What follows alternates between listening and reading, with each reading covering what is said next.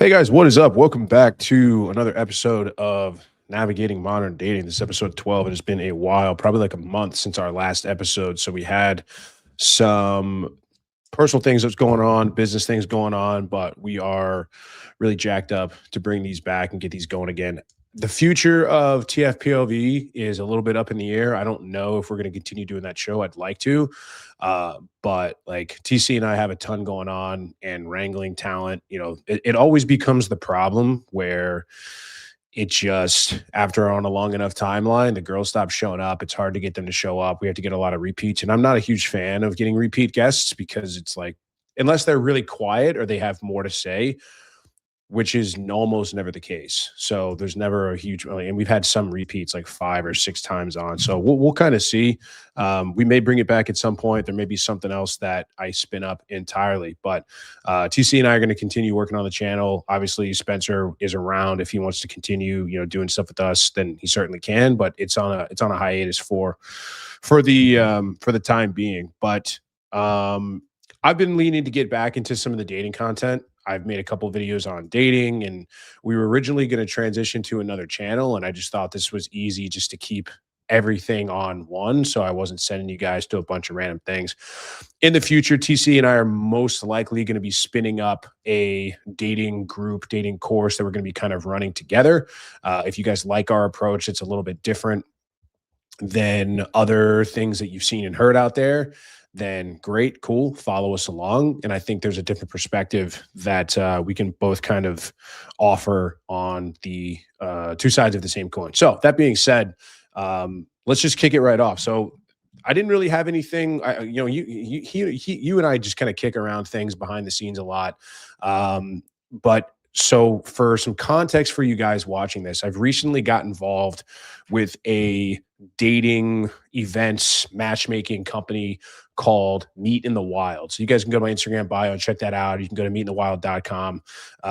But it started off as a podcast, and then it turned into like a dating/matchmaking events company. And now it's doing dating, matchmaking, events and all these things. They're mostly based here in Tampa, but they expanded into Dallas, and they're looking to get into another couple markets by the end of the year. So growing super quickly, and they're good people that I've worked with a little bit. But one of the things that they brought me on board to do is kind of work with a lot of guys, do some coaching, do some advising. And so what I've noticed that a lot of the feedback that I've seen, and it's like not different feedback that a lot of guys get. So, coming in here and trying to understand where the guys have deficiencies or where they might need a little bit of assistance. So what'll happen is these guys will go on dates, and then they will get, the matchmaker will then get feedback from the women. And the biggest piece of feedback, like the most common piece of feedback that guys are getting, it's like, oh, you were really great. You were really polite. You were really nice. You were a supreme, I shouldn't say supreme gentleman, but like you were a gentleman. That's a deep cut. Real people will know where that comes from. But I just didn't feel the chemistry and just didn't feel the spark. And so why don't we just start there and get kind of down to brass tacks versus like, what does that actually mean? Because a lot of guys don't speak womanese. So like when you hear this, what does that actually mean? Like, what are these women talking about? They don't feel the chemistry. They don't feel the spark. What does that mean? Yeah, man, this is really common. It's almost like a matrix that runs with the more successful a guy is, the more like HR coded he is, and it really comes off poorly with women. It's something that, as I continue down my path where, I'm not looking for whatever you want to call it as much. I'm not looking just to hook up with chicks anymore. Like I'm trying to find chicks to vet to have children with. It's something that I even have to kind of check myself on, right? Because women really do want a guy that's exciting, a guy that's not afraid to say some off the wall shit to them. A guy that gives them the tingles and I had a great night, like the HR coded way of like aftercare, with a woman it just kills it, man. There's going to be some guy out there that doesn't have anything to lose. Super exciting. Maybe he's like a welder, self-employed. Maybe he's between jobs. He's got a motorcycle. He's got a lot of tattoos, right? And he's going to say whatever the hell he wants, and it's going to turn a woman on. And the guy that's got like the cushy, C-suite job that makes a lot of money that a woman is interested in because of that, he's not going to give her the tingles like that guy is, because he's like afraid of, accusations. He's afraid of screenshots getting out, damaging his reputation. So it's tricky. It's tricky, like turning this thing on. Some guys that I know use Snapchat for communicating with like more casual situations with women. But, once you start pushing 30, 35 plus, Snapchat's kind of weird a lot of times. So maybe, I've seen some like really successful guys that use Signal and use disappearing messages for communicating with women. And women will tolerate that if you're, that caliber of guy. But if you make 300,000 a year, and you're not, you don't have a lot of status, they might not tolerate that. They might be like, this guy wants me to download this weird app. Like, same thing with, like chicks that don't like if you don't have an iPhone, right? Yeah, what's he hiding? Not that guy that's going to change her mind on this thing, that she's going to jump through hoops and do these extra steps to see. So it's tough, man. It's like, it's something that, I don't coach a lot of guys that are like $1 million a year plus income. And I think that's where you really start seeing some of this, like they're really guarded with their reputation and how they present themselves. And they just can't get, they can't let the psycho out of it, with women and how they interact with them. I guess what's interesting, like I haven't noticed that as much. At least I haven't heard. Maybe this is something that they're not talking about, or maybe this is something that I'm oblivious to. But I haven't heard guys say a lot about they're worried about failing the billboard test. Like I wonder if I don't want these text messages to get out. I got to protect my reputation. I think like higher on the ladder for sure. But I wonder how much of it is this, because my whole thing was, which has always kind of thrown me for a loop, and it's like. And this is something that I've realized. We'll take a quick backtrack. The reason I think I got really disenfranchised with the dating coaching in the first place is because I was getting guys that were fat and broke and bad with women coming to me expecting me to help them fix it. And it's like, you can't have all three. You got to pick a struggle, dude. And I don't mean that I'm clowning on people for not having money or being out of shape, but it's like, the one thing that all three of those have in common is that you have to build skills and you have to work at it for a long period of time with marginal improvements. And one day you look around and you're good, or you're getting slowly incremental better results until you're in a place where you've reached a baseline. But like if you haven't built any sort of body of work with your either like a high paying career, promotion, building a business, whatever, and you've got ample money and resources to throw around, or you haven't been able to, you can't even build like a solid physique that's respectable, then I have no confidence that you're going to take the steps and do what's necessary, whether it's approaching women, going and getting a photo shoot, doing stuff for your apps, actually sitting down and messaging women, like taking the time to go out on dates. All of this stuff, like this, the same excuses, guys. If guys are finding excuses not to get in shape and go to the gym, they're going to find excuses to stay in their stupid dead end job and not work hard. And they're going to find dumb, stupid excuses not to go out and try to get dates with women. So that being said, the guys that I've seen and guys that I'm working with, guys are making good money, like mid six figures, like 250 to 500K, or they're in good shape and they go to the gym and they do all that sort of stuff. But for whatever reason, they leave their backbone, like they leave their balls at home. So I'm still trying to figure out what the actual psychology is around that, where it's like, why doesn't and I understand that going out and like lifting hard in the gym and being an animal doesn't necessarily translate to being good with women. But you would think guys that insulate themselves by doing stressful stuff each day, like really working hard or working at a business or building something where you've got to roll with the punches and you've got to take hits and there's people out to get you. They're the first guys to fall apart at little things, like a girl throwing a little bit of a tiff or throwing some stupid shit test their way. They just crumble. So I'm still trying to figure out how to to help these guys like bridge the gap. It's like take the same attitude with this and just apply it here. But where does like the ball drop? Where does that not translate and why? Yeah, I bet if you looked at like the guys who are in sales, I bet they're fine. Um, so there's a lot of successful guys that are not in sales, and like the way that IT you guys deal out with, there. yeah, A like lot of engineers. I mean Yeah. the way that you deal with solving problems like internally at a corporation, even if you're like a high level manager with a huge team that reports to you, it's very different than like going and trying to make a sale.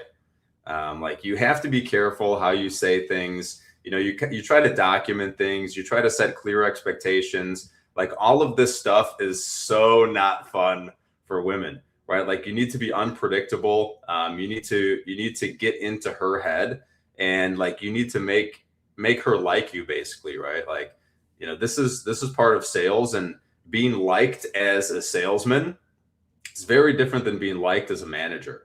Like the thing you're trying to do is very different, right? Like you're trying to get money out of someone rather than like a stable, long-term employee or something, right? Like you're not trying to, in a sales position, you're not trying to create like a stable, functional work environment.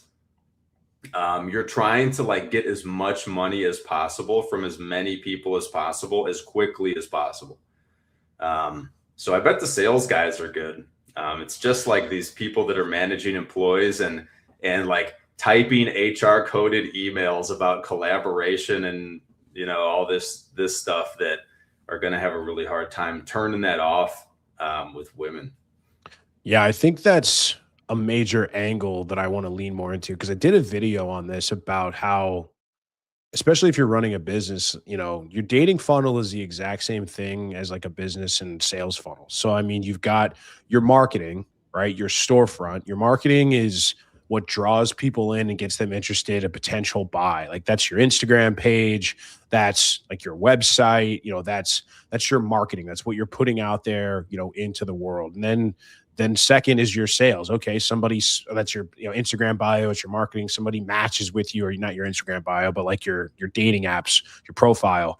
Okay, you get a match. Cool. Now you're transitioned. Now you're down the funnel. Like now you're in sales, and now you've got them interested, right? It's very rare that, especially even now, that somebody sees something and they're going to buy it like automatically off the shelf. Like there's some process that they go through. Your marketing has to be super slick, super on point. But for the most part, you're going to get on a sales call. Like you're going to figure out how it works. You're going to figure out this looks cool, but how do I know if it's going to be worth my time or worth my investment, or if it can actually help me make my life easier?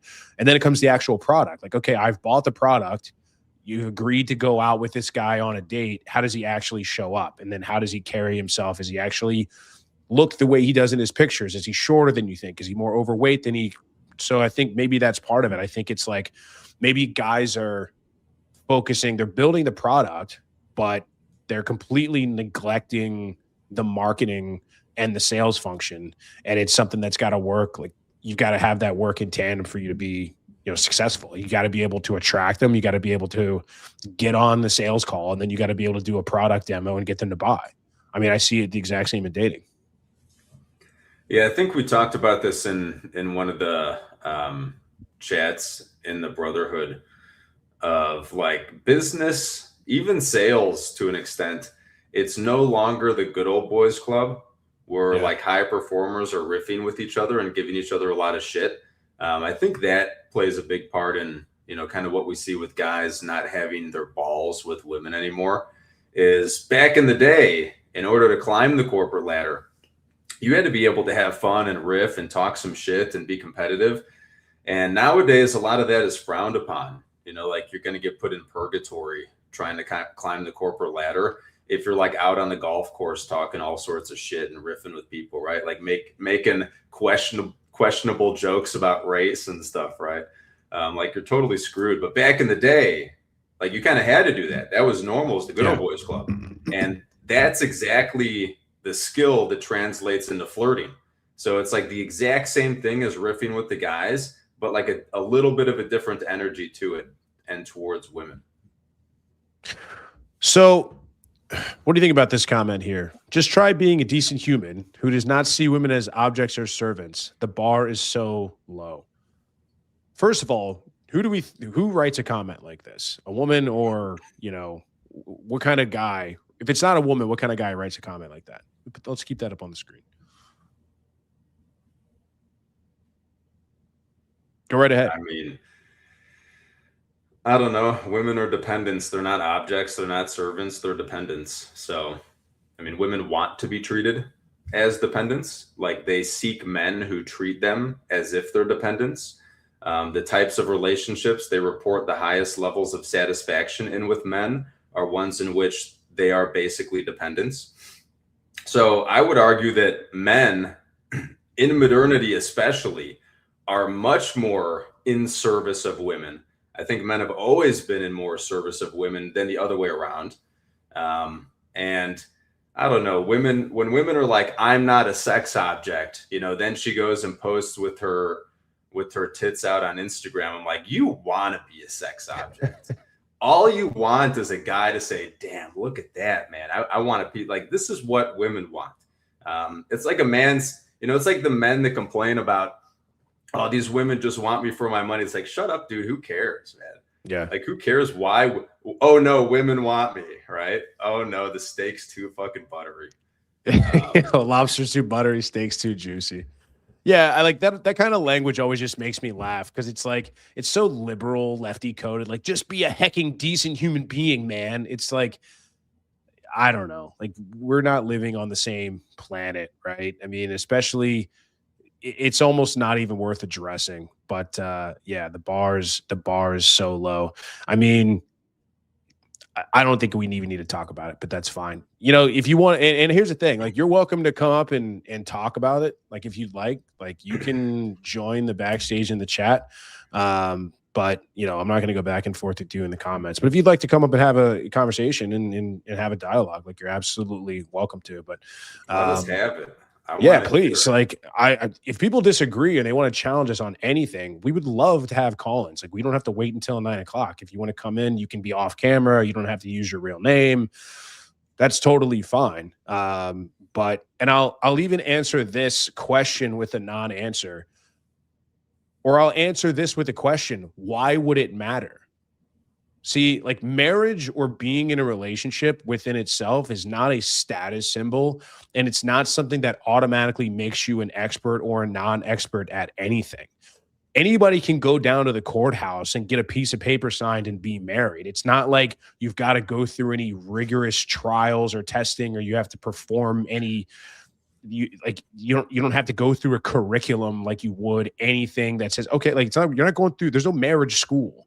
And even if you go through like medical school, I still think there's so much more that you need to do. It's not like you're automatically just an expert at whatever. So again, it's only married women and married men that, for whatever reason, have these weird authoritarian complexes. Like, they're the only ones allowed to talk about relationships.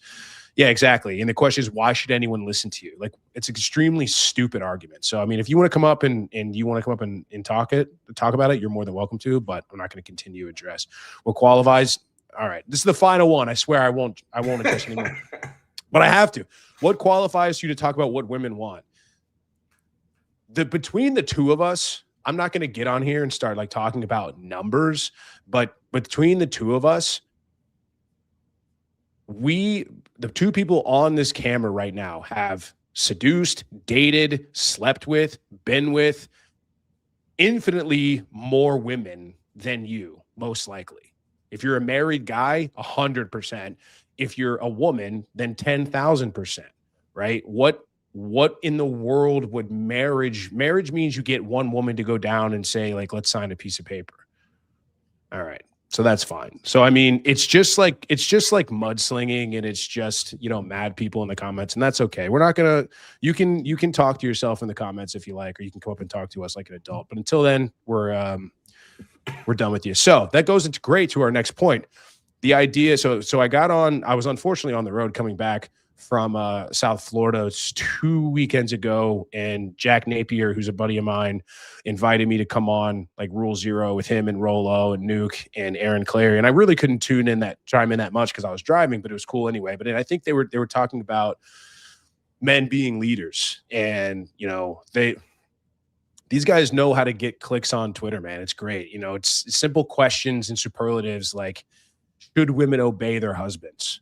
And so, like, let's start there. Like, should women obey their husbands? Like, should wives obey their husbands, or should girlfriends obey their boyfriends? Like, is it a yes or no question? Is there nuance? Like, where do we start from there? Yeah, I mean, women should only be with men that they trust, right? And women should only be with men that have more life experience than them and can generally make better decisions than them, especially with really important things. I think women should try to only be with men that have better emotional regulation than they do. The women that fail at that usually end up a statistic, or, he was abusive, etc. So if all of those things, and these are the men that women want, that women overwhelmingly choose to be with. So if all of those things are true, yeah, like, you should listen to what he's telling you to do, because, most likely, if there's 100 decisions that need to be made, more of them are going to be better if he makes them than not. If he's better than you, right? If he's got more experience, if he's a couple of years older than you, he's got more experience. He knows how the world works a bit better. Like, you trust him, you respect him. Yeah, you should obey him. Now, the women have a problem with this word obey, right? Because it's the same thing as with, women having a problem with the word submission. And it's because, like, modern women have totally lost the concept of what these things mean and how incredible they are for marriage, for relationships, for families, for just intersexual dynamics in general, for like sexual attraction. Back in the day, women kind of didn't have a choice. Like, well, I guess I got to listen to him, right?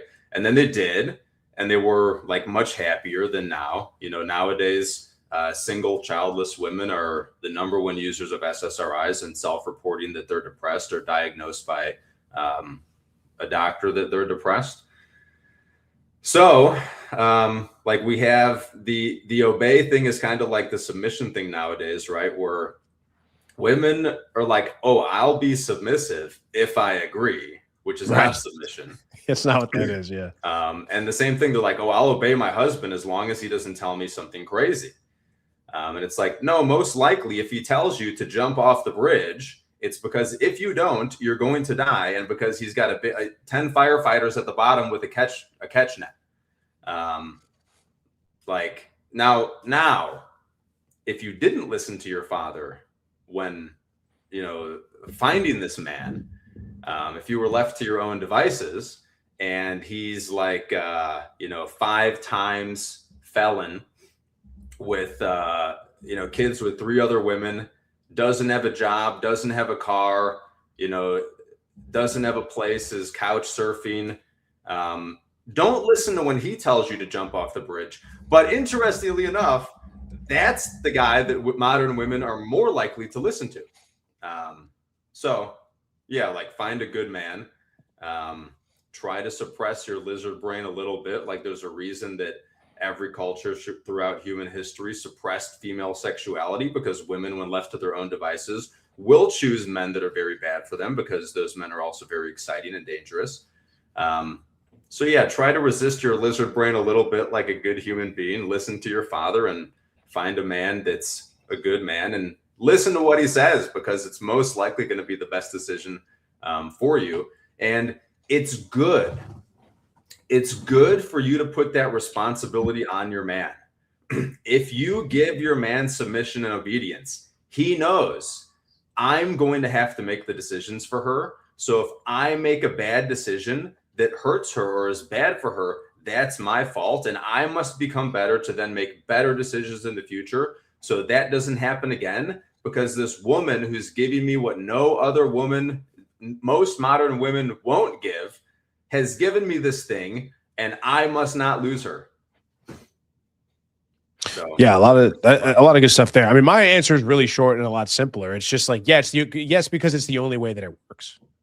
Like women can't lead relationships; they don't want to, and they're when you don't want to do a job and you think it sucks, you're not gonna work hard at it. You're gonna think it sucks and it's gonna be shitty, and it's like you're gonna work hard enough just not to get fired, right? But I think to that point, like I wanted to ask a question on based on something you said. So it's like, because we ask women on the lady show all the time, it's like if a guy is telling you not to wear this or not to go out with these people or not to do these certain things, why do you think he's telling you that? And they actually will answer it like, well, probably because he cares. It's like, okay, then what is the problem? So is it the fact that they are, and maybe it's a combination of both, is it conditioning and feminism and social media and just being one-shotted by bullshit? Is it that, or is it this is a guy that she's with that she really doesn't actually trust and she's with out of convenience or because she settled, or is it like some sort of combination of both? well, I think women learning how to submit to a man that they respect and trust and love is very difficult. And I think it's always been extremely difficult for all of human history. I think this is like the mountain that women must climb to an extent. So like men must go become all these things, right? Men need to, make money. Men need to learn skills. They need to learn how to lead. They need to learn how to make good decisions. They need to learn how to be playful, manipulative, because otherwise you're not going to get what you want from the people that want to take your stuff. They need to learn how to be strong and violent. This is men's mountain to climb. And I think that submission and learning how to do that, learning how to accept that, because it's not easy, is women's mountain to climb.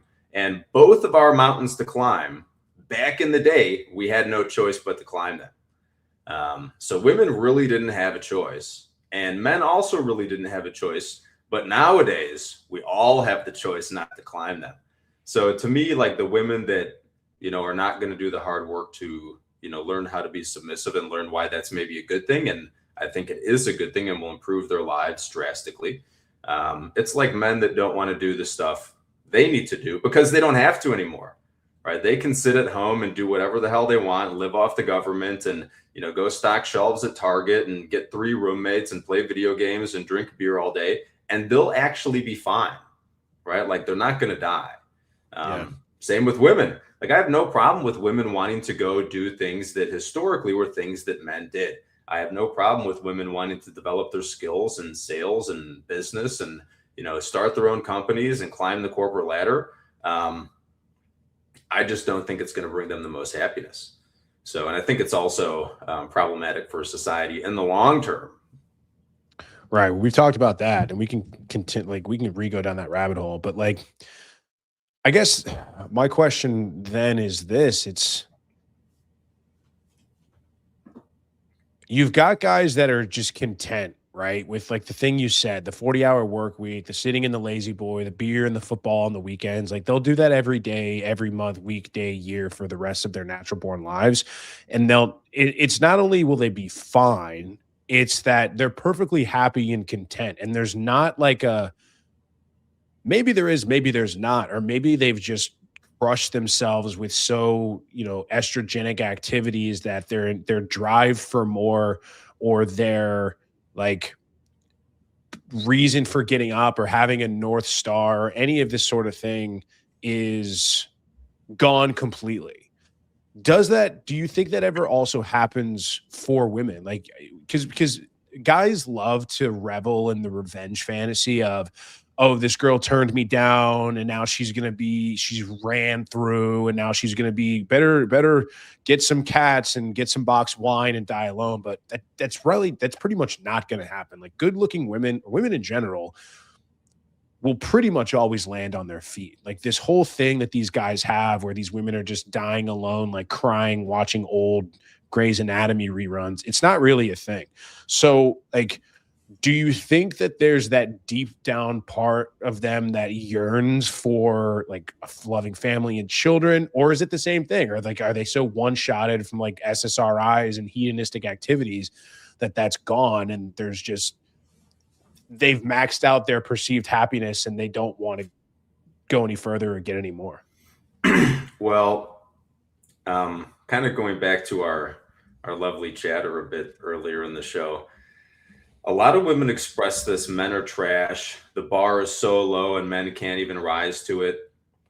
And what this really is a bit of a reflection, is that they can't find a man that they're into that will give them what they want, right? So they're like, it'd be so easy for a man to rise to this bar, but none will. It's not because none can, right? Like, men will rise to a lot of bars for women. But like, the way that she is to the men that she's interested in is similar to how these men are that, you know, come home from work, drink beer and watch football, to the women that they're interested in, right? Like, they're both just unattractive to the people they want, right? So men are like, oh, you know, modern women, this, that, they're so masculine. They will be quite a bit different if you're that guy. You can snap women out of a lot. And it's the same thing with men. Like, women, you know, women are like, you know, men. So the women in situationships, and, you know, like, guys won't take them serious, and, you know, they're just on the you know what carousel for 20 years. Like, if they were different, they would have different results. Like, successful men and attractive men will actually do quite a lot for a really, really good woman. It's just that there aren't that many really, really good women. So the men are like, well, you know, I like it. You know, I like having fun, but I don't want to marry her, man. Like, this is just crazy. It's the same exact thing. The women that are like, oh, the guy that's on the couch, you know, after work that's drinking beer, watching football. She's like, I don't want to fuck him. You know, this is a sexless marriage now. So it's the same exact thing, but reversed. So yeah, it's like the women that are willing to do these traditionally feminine things and pink jobs and want to be a mother and take care of their man and will submit and obey and all of these things, let him step out if he so pleases, especially as she gets older and, you know, she's a mom of 5 now and things start hanging funny. Those women, the men they're with, will die to keep them happy, right? Like, and there's a lot of guys that, you know, go through like we see guys in the community, some of them even fall off the wagon, that, you know, they level up and they get into a position where they do find a woman that's treating them like a king, and they're like, I'll give her anything. Like, guys will really transition from like, you know, only looking for something casual to like marrying a woman. Like, they'll get wrecked in a divorce and they'll be like, never again. And they'll go sleep with 200 women over the course of 6 years, and they'll meet a really special one and straight back into giving her everything she wants. So like, women can get, you know, like, men will rise to whatever bar women set. But a man's not going to go like risk his life and suffer for a woman that's a pain in the ass, right? Like, it needs to be a special woman that offers something that, you know, is kind of lost nowadays. Yeah. I mean, yeah. And we see that a lot. I mean, I don't know. I have my opinions on that. I mean, I don't know, like, when guys come in and they grow, like, it's sort of this weird vicious cycle in a way where it's like, we talk a lot how, hey man, you should continue to do the things to keep her that you did to get her. But when you change your behavior and you lock it down, and now, I mean, I remember, and freaking God bless him, I love the guy, but it's like, we're having a boys discussion and he's like, hold on, let me check and see what my wife says about this. We're like, why would we care? Is this your first day, dude? Like, we don't give a shit about what your wife thinks about this conversation. But yeah, I mean, so with that being said, like, you and I riffed on this a little bit. Is there a market for women to be coached by men in the realm of sex, love, and dating and relationships? And if so, what does that look like and how can it be done? What are the demographics? Like, what approach would it take? Is there any money in it? Would they even listen? Because this is something you and I have talked about. And, if we continue to do the TFPOV, I wouldn't mind doing some of that. I think you've got to open like, hey, are you open? We haven't really done that much. We've just kind of like done some teasing and some playing around. But for the most part, I wonder if we were to ask some of these women earnestly and just say, hey, are you open? Because most of them are single. Like 80% plus, probably like 90% of the women plus that we've had on are single, almost all of them. So it's like, are you open to receiving some advice that might help you? But on the other side of that coin, it's like women aren't really listening to the advice of guys that they didn't come from and that they're not sleeping with. So, I mean, is it a fruitless endeavor? Does it make any sense at all? Well, yeah, I mean, it's like women need a father figure to help them navigate dating. I mean, they could do it without it, but I think it just ends poorly. They need a man that's not interested in sleeping, that won't lie to them to get in their pants, to help them understand the intentions of the men that they're, vetting, dating, whatever. Because like our, chatter said earlier, well, what do you know about women? I'm a woman, so I should know women. No, like actually, the ones that know how dating works are the men that get a lot of women. And women don't like virgins, and they don't like guys that have less sexual experience with them. So basically, every man a woman goes on a date with is going to be able to manipulate her better than she can suss out. It just kind of comes with the territory. So yeah, like women need this. The problem is, will they listen? And then the problem is like, will they listen other than like, they just want to be with you instead, right? If they want to listen to you, they're going to want to be with you.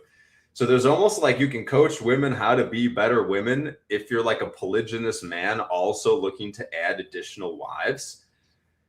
But it's like, that's kind of like the cult leader stuff, right? Where it's like, well, I don't have room for these 10 women I'm coaching in my polygynous family. So let me pair them up with other men like that, are kind of in the ecosystem with me, but they always would rather be with me. So it's like, it's kind of fucked up. But I've got a lot of women that are like in my life, kind of, that I was with before. They're looking for something different than what I'm looking for. They still like being physical, and they like lean on me in their pursuit of finding Mr. Nice Guy. And it's like, I can't get them to leave you alone with Mr. Nice Guy. But then when they meet Mr. Not Nice Guy, I'm like, hey, don't do it. This is what's going to happen. Right. And they're like, oh, I won't. And then they do it. And then they're like, oh my God, exactly what you told me was going to happen happened. I was like, imagine that. Not to fucking do it. So like, yeah, who would have thought? Can't get over their nature and date the nice guys that I'm like, you should, consider something serious with this guy. I think you'd be really happy with him. He'd take care of you. They're like, oh, but I just can't. Like they hallucinate. He has fucking webbed feet. It's just unbelievable. Like the stuff that I've seen. And then on the flip side, it's when like Mr. Red Flag shows up, they cannot listen to reason and avoid him, and they get wrecked for it every single fucking time. So yeah, it's a lot of angles of this business decision, but yeah, I think there's because it's like, because if they're, I think you're bang on where it's like they won't listen to a guy they're not at least attracted to, because then why would they even be in your orbit? Like they wouldn't even have any use for you. You'd just be invisible to them. So if there's not some sort of layer of, I find this man attractive, but there's the catch, right? Where you're trying to pawn her off on some nice guy, and she's like, well, you're better than the nice guy. Why don't I just hold out for you? And I'll just try to use your own Jedi mind tricks against you to see if I can, slip one in over the goal line or whatever. So that's really interesting. I mean, and the only thing that I wonder about what an approach would be, like we talked about how girls want guys that'll just get it, but I have thought about, is there a way to kind of pass down the coaching onto women to pass down onto these men? So a lot of these guys are really passive. And I know how this looks, but if I were just to if I was to coach a girl, it's like, hey, listen, you know, I think it's good with you for you to tell a guy, hey, I really like a guy that does X. I really like a guy that does Y. I really like a guy that does Z, because that's not like so overtly like, I need you to do this and I need you to be assertive and I need you to order for me and I need to pick the restaurant and pick the date and tell me what time to be ready and tell me what to wear. But if they kind of meet somewhere in the middle where they're like, hey, I really like a guy that just picks the place and time and tells me what time to be ready, is that overt enough for the guy to go, okay, she's saying that, I get it? Or is that just asking them, it's like, no, I don't want to have to coach a guy and tell him like what to do. But is there a choice? Yeah, then it's like, this is my this is my little pet. Now I think maybe like the solution is that, and there's some guys in the space, especially in the polygyny space, that have the women they're with interface with women of the men they're coaching. So I think that's something that there's something to it, right? Like the women I'm with can all day like coach another woman, especially under my guidance to an extent, but they do all the interfacing with the woman on how to be the way that's going to keep a man around all day, because that's what they do to keep me around. But you don't think that's going to go in one ear and out the other? Like, again, it's like, do they have I guess they have a better chance of listening to a woman than a man. We've seen that play out in real time, right? We've done shows where I'm like really super even keel about stuff and like, oh, I don't know if that's going to work. And then we get Gia on, who's like, that's fucking stupid. You're an idiot. And to me, they go, eh. And then to her, they're like, oh, okay. It's like, she's calling you a dumbass. And it's like, oh, but it's a woman, so it's okay. It's really interesting to see how that plays out. Yeah. So maybe there's something to it. I think her approach is like, how a man should coach men.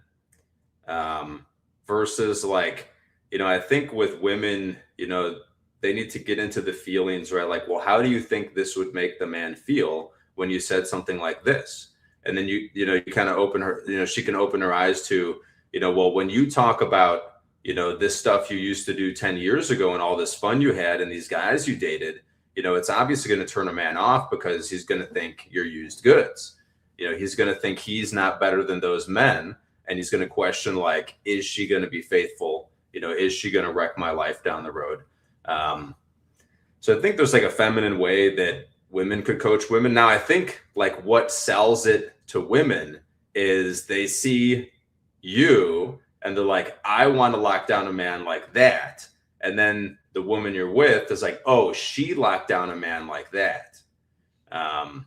So I think like you can tie into the pre-selection quite heavily with that thing. It's like the pastor's wife, coaching the single women in the church. The single women in the church are like, oh, I'd love to marry a pastor one day, like the leader of the congregation type of man. So they can kind of imitate and emulate the pastor's wife and, listen to what she's got to say. But yeah, women would be in great shape if they would, take men as coaches for dating. But I think women even have a hard time taking like male therapists. So, and those are like, validation centers.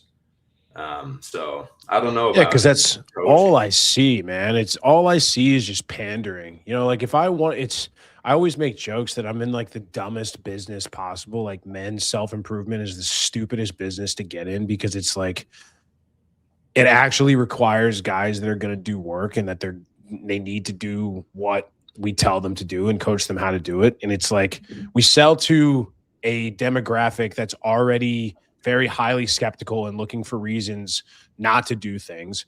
It's like why do you think these companies are selling things to women? Because they buy things. Why do you think things are marketed specifically to women? Because they are more easily driven by social trends and fads and things like that as a collective. And that's just biological and that's evolutionary.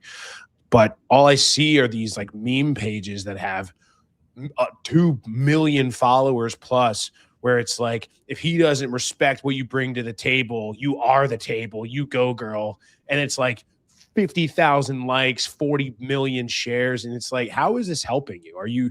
And maybe that's the thing that they're missing. It's that I had a conversation with a buddy yesterday about, he's a coach and he's a guy that you and I both know well.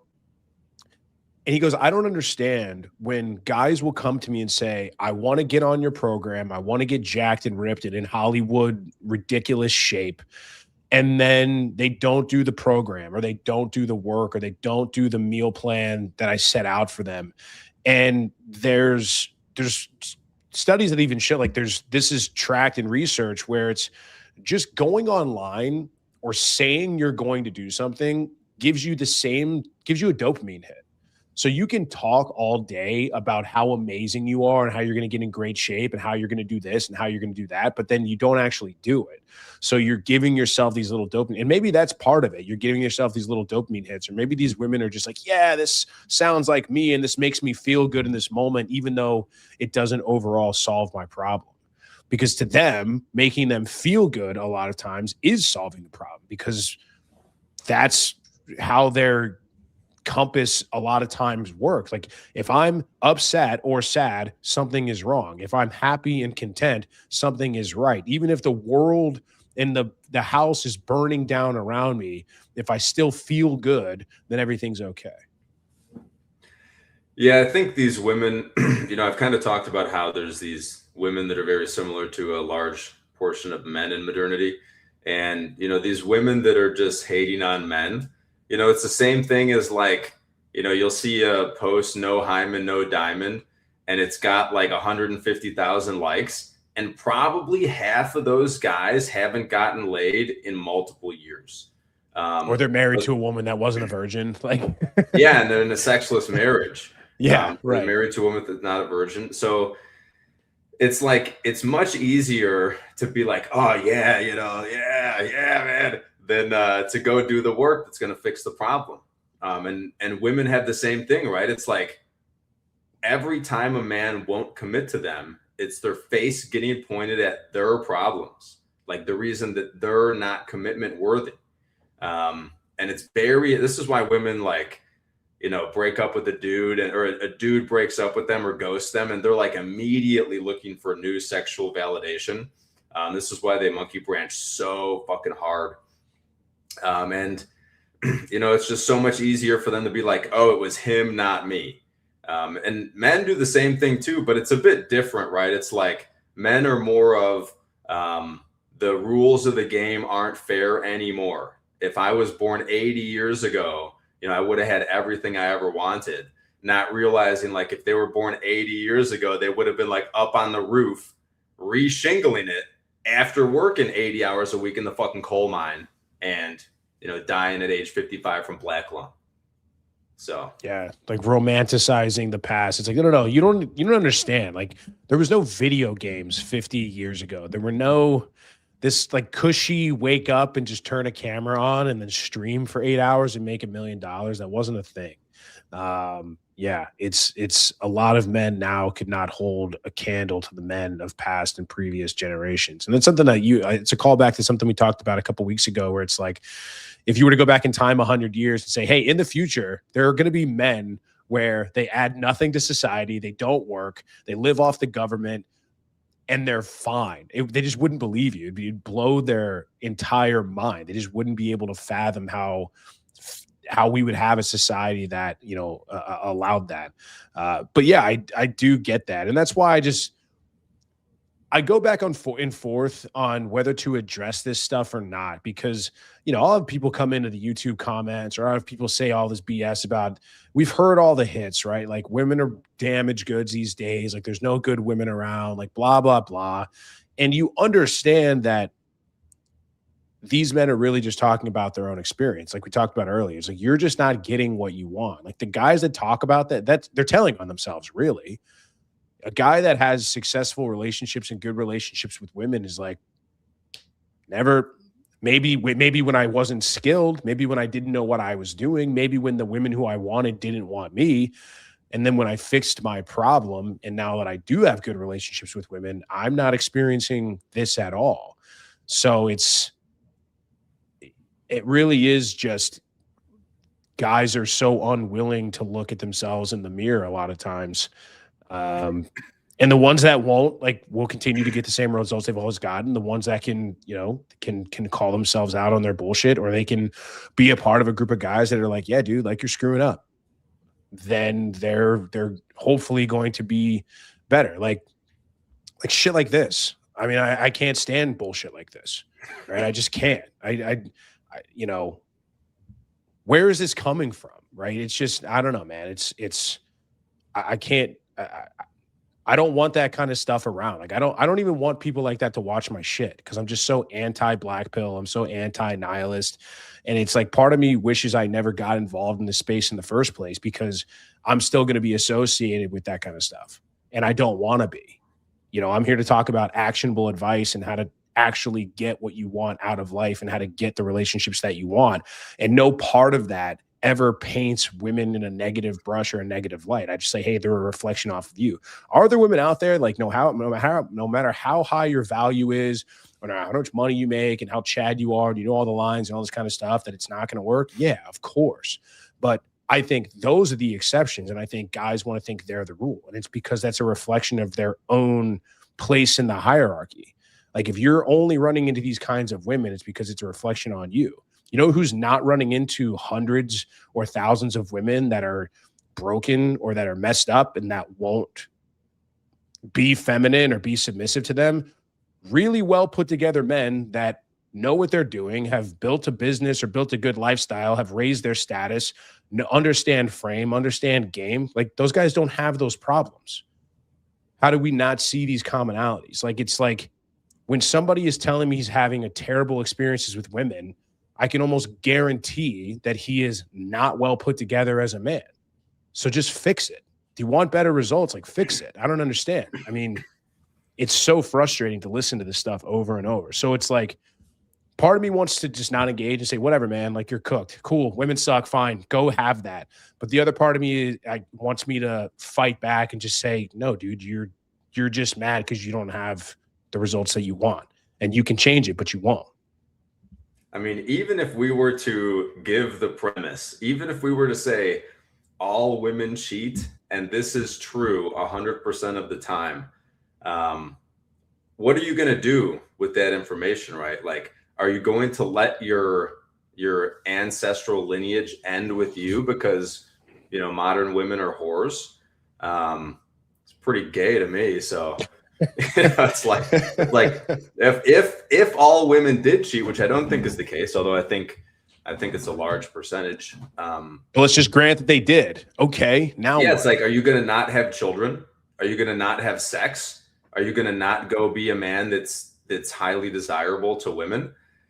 It's like, okay, cool. Like, just drop your chick off of my house, man. Like, she's not going to want you. More for me, man. Like, okay, cool. Like, yeah, and that's always and maybe that's the thing. Maybe the only rebuttal is, what are you going to do about it?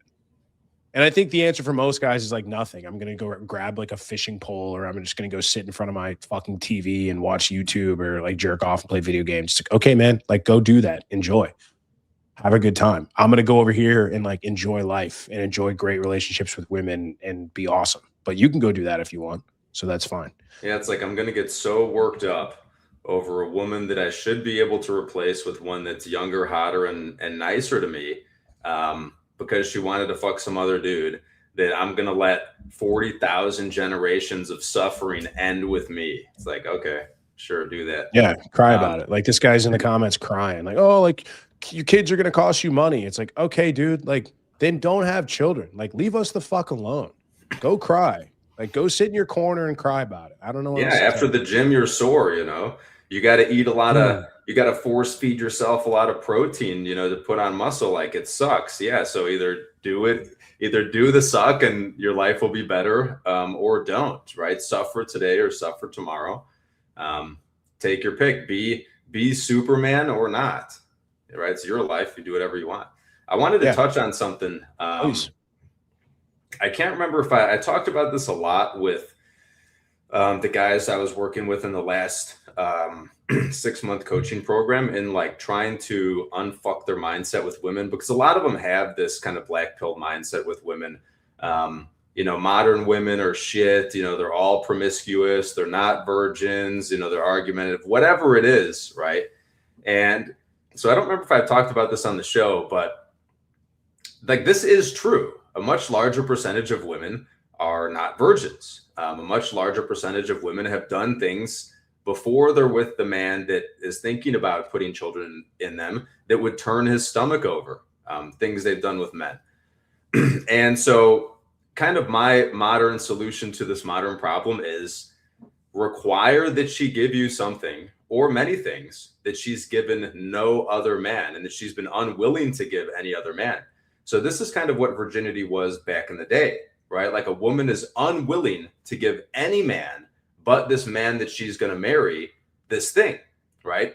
And like, no man has ever gotten more of her, so to speak, right? She's never made a larger sacrifice of something that's valuable for another man. So then you ask yourself, in modernity, she's got to give me something that she's never given another man, and that she's been unwilling to give any other man. And a lot of times what this looks like is sharing you, right? So, and now there are a lot of women that have engaged in this activity with guys they've been with before. And I think good luck figuring out what to get them to give you to prove that you're not making a stupid choice. But most women, when a guy they're with slept with another woman, the woman left, right? Like, for most women, cheating was a deal breaker for all of their relationships. So she can actually give you something that she's never given another man. She's been unwilling to give another man. And it's something that's like, she's going to basically have to like reconcile or sacrifice. She doesn't want to give this thing up to a man unless it's a man she really, really wants, right? So this is kind of like women used to wait till marriage. And then men were like, oh, all these other guys that took her out on dates and picked her, that met her father, she chose me over all of them. She gave me the things she would give none of those men.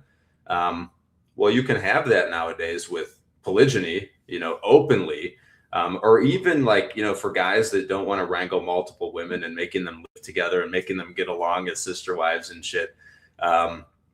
Just a woman that like, she knows it's your birthday and you guys are going to go out and hit a bar, and her goal, her birthday present to you, is to be the driving force behind the two of you taking a woman home with you two, for you to, have a fun birthday present, right? To have a fun night, something that she's been unwilling to do for any other man. So there's other things too, like, a lot of it's going to be sexual, because this is like, women know that the more sexual depravity they get into, like, the less men are going to respect them. Thus, the men they get into it with are men that they're willing to take on that sacrifice for. So there's other things of that nature. And then like most guys are like, well, that's crazy. She's never going to accept that. Yeah. So maybe you shouldn't put kids in her, right? Maybe you shouldn't open yourself up to the risk that comes with it, if she's not going to accept that, right? If she'll accept that, you can think a bit differently about her than you do most modern women and the baggage that they come with. Yeah, it goes back to something we've talked about before, where it's like, guys don't ever focus on what they want. Guys are always worried about what she wants, or she'll be mad, or this, or her, and her, and her. And it's like, whoa, like, let's take a step back. Like, what do you want, man? Or they're doing things preemptively for what women might say. Like, a good buddy of mine that I've been working with now, I've met him a couple of months ago.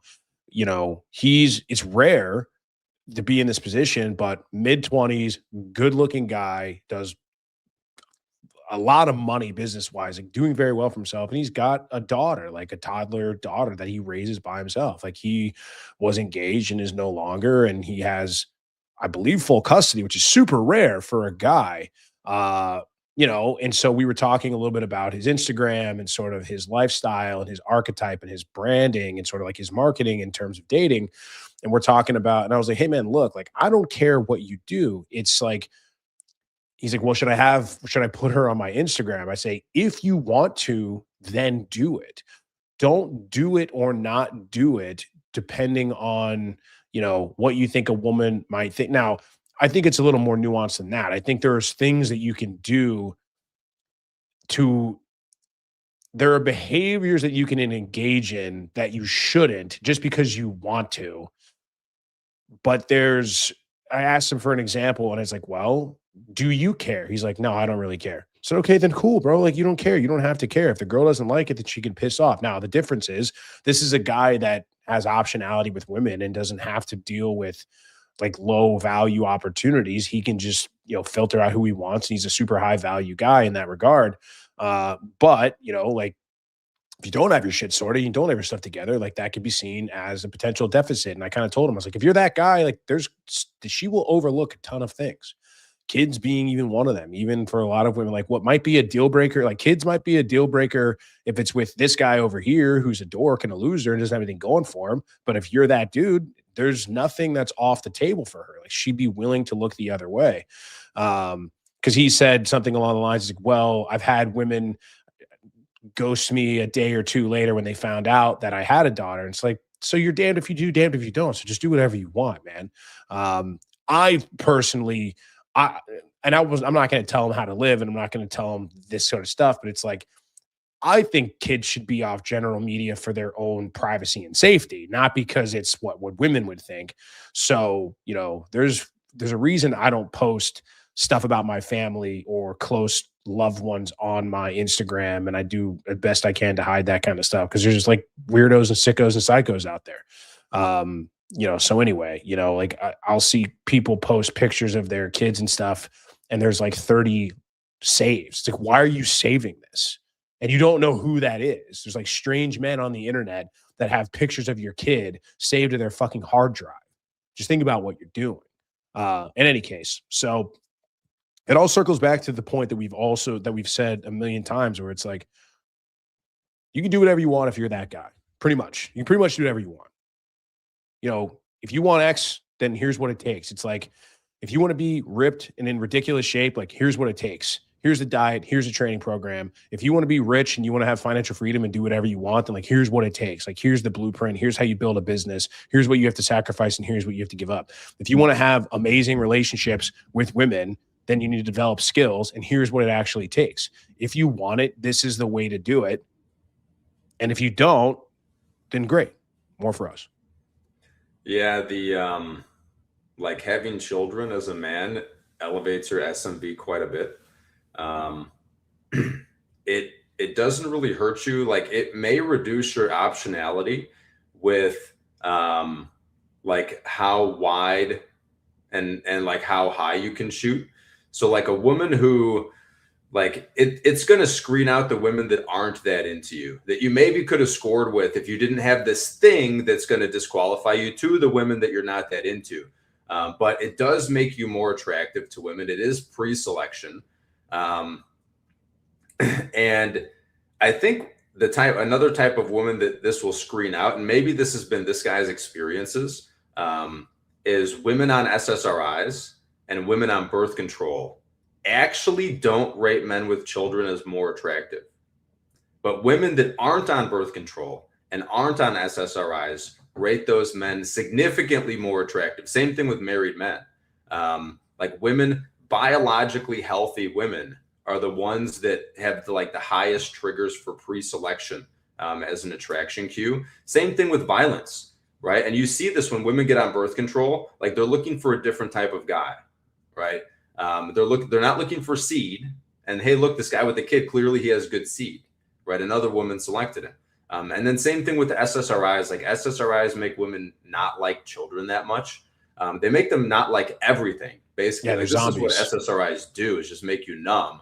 So like that joy so like on the non-pre-selection side of it, that like joy that women have for children, the SSRIs kind of numb that out, and then they're like dating more like a man would date rather than how a woman would date. So you screen out those ones, and you screen out the ones that were too low interest to be dealing with anyway. So now, I'm not going to be posting my kids on social media, but once I do have some, which shouldn't be too much longer, I'm definitely going to have, if I am looking for additional women still, like my bio is going to have, dad of 6, married X2, 6 kids, looking for wife number 3 and to have 5 more. And it's at least going to make for some interesting conversations. So get that all out of the way right up front. Yeah, absolutely. I can't wait for that. Guys, this has been fun. Thanks for tuning in and watching. We're going to come back and do this every single Tuesday for the are we switching these to Mondays or keeping them on Tuesdays? What's going to be the best? Maybe we do Tuesday. All right. For the now, it's going to be at this slot, 8 o'clock on Tuesdays. If things change, we'll update the thumbnail and things like that. We want to build up some consistency, but we want to keep doing these. Again, TBD on the female POV, but I potentially have another panel ladies style podcast that I'm spinning up that is potentially, I don't want to give too much away, but would be local, would be in studio, and that could be something that's happening in the next couple of weeks. So stay tuned. I don't know if it'll be on this channel or it'll be on a separate one, but I'll obviously keep you guys engaged and involved. But also, that being said, TC's getting settled in a new location, so we've had some things going on, but we still plan to spin up a school group where we're doing a lot of the dating, getting guys right, getting guys settled, and navigating modern dating. Essentially, I've recorded a short. By short, I mean it's a couple of hours, maybe it's 6 or 7 hours of content. The link to everything is going to be in the description down below. So very basic, soup to nuts. It's called the Digital Attraction Blueprint. It comes with an entire workbook so you can do work as you go along. It's going to cover everything from unlearning past behaviors or really auditing where you've been screwing up with women to figuring out your archetype when it comes to your lifestyle so you can build a solid Instagram, the 4 types of photos that you must have on a dating app, everything from your bio to how to actually open on dating apps, how to transition off the apps, get the date, and everything from what to do and how to act and what to say on the apps to eventually when the LTR, what are we conversation comes up, how to draw your boundaries and transition to an LTR if that's what you choose. So it's something I've worked really hard on that I'm proud of. You can get the first page of the handbook for free. Just go to my Instagram bio and get it there. But if you guys want to check out the full course, it's going to be down in the description below. It's one-time payment and you have access to it forever. And it'll most likely be available to the guys in the school group when we start to spin that up. So anything to close on, anything to wrap on before we get out of here? No, it's good to be back. I've been so crazy busy and there's no end in sight. And, this is kind of how it goes sometimes for men is, you should be crazy busy and there should be no end in sight. And you just kind of have to pick and choose the things that you think are important. And prioritization is not figuring out what you need to do. It's figuring out what to stop fucking doing. So we're back. 100%. Yeah, I've gone through that a lot on my own over the last week and a half myself. So it's the people that I've seen that can string a lot of success together are saying no to more things they're saying yes to. It's actually saying no far more often. So that's a great point. Guys, I'll catch you back here same time, same place next Tuesday. Be on the lookout for other stuff. But otherwise, hope you guys have a great night and we'll see you next time.